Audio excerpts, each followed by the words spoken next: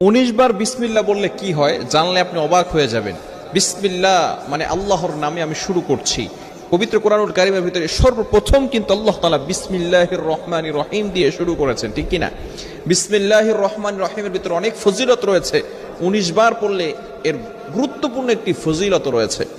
ওমর রাদিয়াল্লাহু তাআলা আনহুর যুগে রোম সম্রাট একবার ওমর রাদিয়াল্লাহু তাআলা আনহুর কাছে এসে হাজির হলেন। বললেন, ইয়া আমিরুল মুমিনিন খলিফাতুল মুসলিমিন, আমার মাথায় প্রচন্ড ব্যথা। ওমর রাদিয়াল্লাহু তাআলা আনহু এমন একটা টুপি সেই রোম সম্রাটকে দান করলেন। সেই টুপিটা যখন মাথায় দেয় সাথে সাথে মাথার ব্যথা ভালো হয়ে যায়। সুবহানাল্লাহ, বাসায় গিয়া সাথে সাথে মাথার ব্যথা কি হয়ে যায়? ভালো হয়ে যায়। যদি কোনো ব্যক্তি 19 বার বিসমিল্লাহ পড়ে ঘুমায়, আল্লাহ পাক রব্বুল আলামিন তার নেক আশাগুলো কবুল করে নেন, বিপদ আপদ থেকে তাকে হেফাজত করেন। শুধু তাই নয়, যে ব্যক্তি এই বিসমিল্লাহ পড়ে 19 বার বিসমিল্লাহ পড়ে ঘুমাবে